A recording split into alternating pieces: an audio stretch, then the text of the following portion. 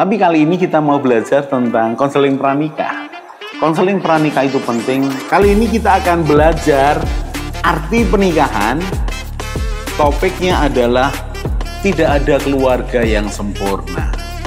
Parenting ini perlu diketahui oleh semua orang, bukan hanya orang tua. Belajarlah menjadi teman yang asik, yang ngobrol, yang menghargai.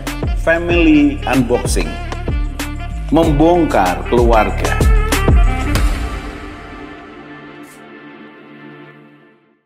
Salam keluarga Indonesia. Kita belajar lagi. Kali ini kita belajar tentang pernikahan, hubungan suami istri. Kalau kita bicara tentang keluarga, berarti suami istri, orang tua dan anak, atau anggota keluarga yang lain. Kita bicara tentang pernikahan. Dan temanya adalah, bolehkah saling menuntut? Artinya, suami istri bolehkah saling menuntut? Kalau bicara soal suami istri yang baru memasuki pernikahan, baru tebal-tebalnya cinta, pengertian, dan pengorbanan, maka kata saling menuntut rasanya kok tidak ya. Biasanya saling memahami, kan saling menyayangi, dua-duanya cintanya masih tebal, pengertiannya masih tebal, diperlakukan kayak apapun, tapi aku cinta, wow. Jadi judul ini rasanya bukan untuk mereka yang barusan menikah, artinya menikah dengan cinta ya, bukan menikah karena terpaksa, pasti tidak akan saling menuntut. Pertanyaannya, kapan terjadi suami menuntut istri, istri menuntut suami? Kapan itu terjadi? Yang pertama kali terjadi adalah ketika dalam pernikahan ditemukan janji tidak sesuai dengan kenyataan. Maka mulai menuntut.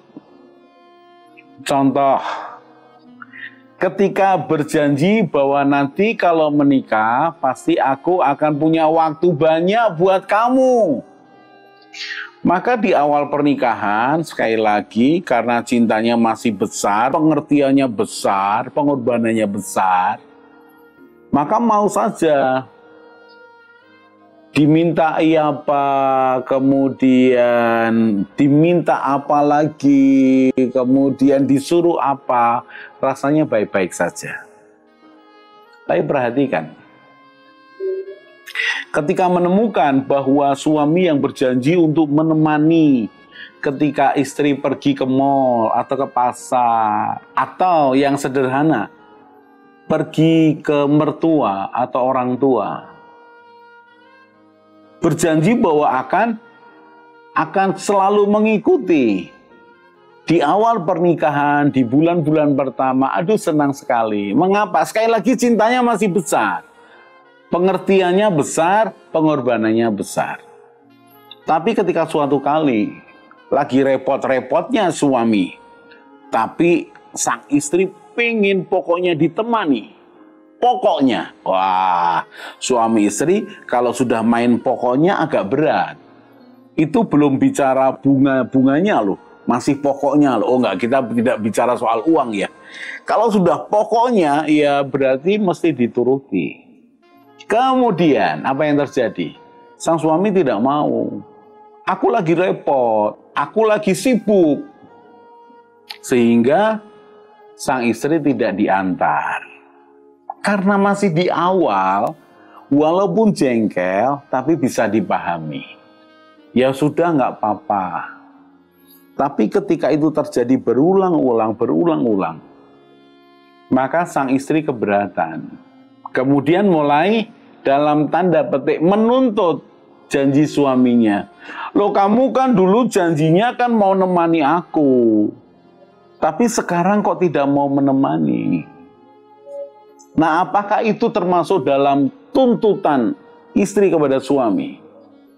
Ya, ada sedikit tuntutan, tapi tidak kemudian sampai menekan untuk mendapatkan kompensasi atau menghukum.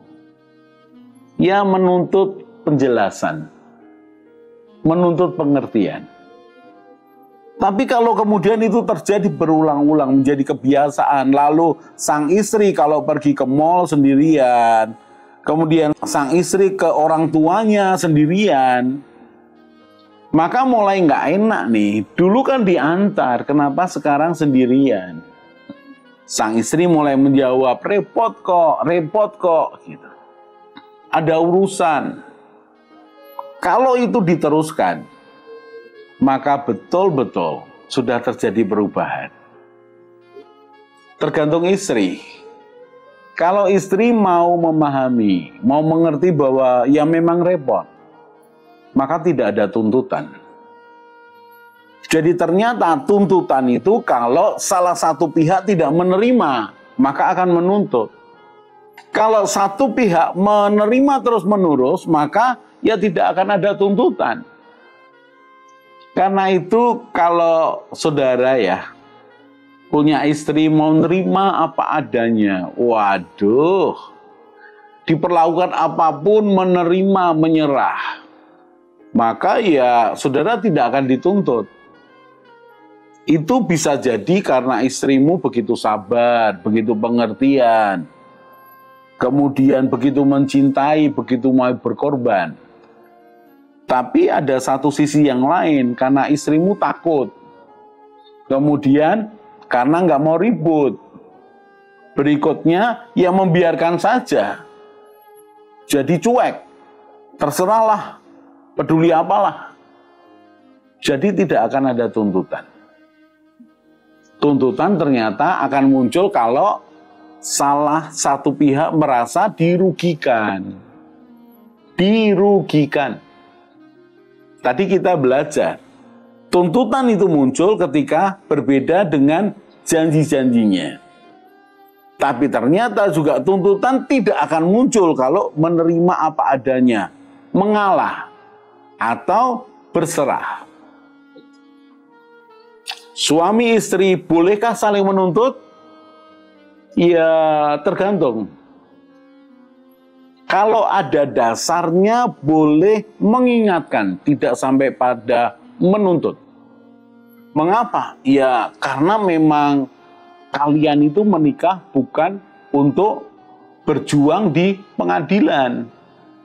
Ada tersangka atau terdakwa, ada penuntut, kemudian ada hakim. Kita pernah belajar, jangan bersikap selalu menjadi polisi kepada pasanganmu, jangan selalu bersikap sebagai jaksa kepada pasanganmu, jangan selalu bersikap seperti hakim kepada pasanganmu. Jadi ya secukupnya, tapi tidak terus-menerus. Pak, bolehkah seorang istri menuntut suaminya? Untuk apa? Atas janji yang pernah dikatakan, ingatkan dia dengan baik-baik. Atas perubahan sikap yang dia pernah janjikan, ingatkan dia. Pak, dari tadi Bapak mengatakan istri menuntut suami. Kalau suami menuntut istri, saya lanjutkan kepada tugas dan kewajiban. Mengapa? Karena di sana akan ada tuntutan lebih sering.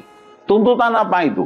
Tuntutan pasangannya untuk melakukan tugasnya dengan baik. Ini tergantung apa? Yang pertama tergantung pengetahuan yang bersangkutan, pengertian yang bersangkutan. Yang kedua tergantung kepada kesepakatan yang dibuat. Contoh, bagian yang pertama. Tuntutan itu tergantung pengetahuan, pengertian yang bersangkutan. Tergantung budaya dari keluarganya.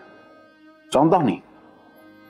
Kalau seorang suami dibesarkan waktu kecil di dalam keluarga yang otoriter papahnya. Semua nurut papahnya. Tidak ada yang namanya pembicaraan dari hati ke hati. Keputusan papah adalah mutlak. Nah, budaya itu mempengaruhi sang suami. Kalau begitu, aku juga punya hak untuk mengambil keputusan sesukaku. Apakah itu salah? Tidak salah kalau tidak pernah dibicarakan. akan menjadi salah kalau sudah dibicarakan, disepakati, lalu dilanggar. Karena itu butuh yang namanya konseling pranikah. Butuh yang namanya adu gagasan bagaimana menghadapi suatu masalah dalam keluarga, keuangan, atau apapun. Di mana itu? Dalam pacaran, dalam konseling pranikah. Saya balik lagi.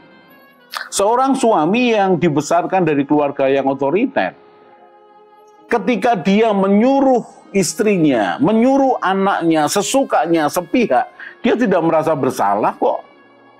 Dan dia tidak merasa perlu dituntut, kenapa itu hakku. Sekali lagi, kita ambil contoh sang istri.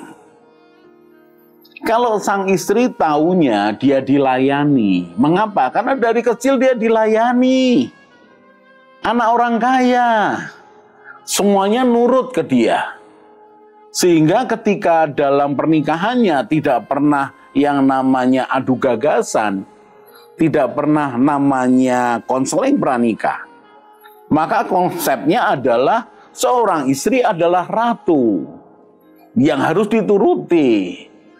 Sehingga ketika memang belum ada kesepakatan bagaimana bersikap, berbagi tugas, bertanggung jawab, maka sang istri tenang aja, dia sesukanya, memakai uang sesukanya. Kalau punya keinginan, dia juga memaksakan kepada suaminya. Mengapa? Itu bukan masalah kesalahan, itu masalah budaya keluarga.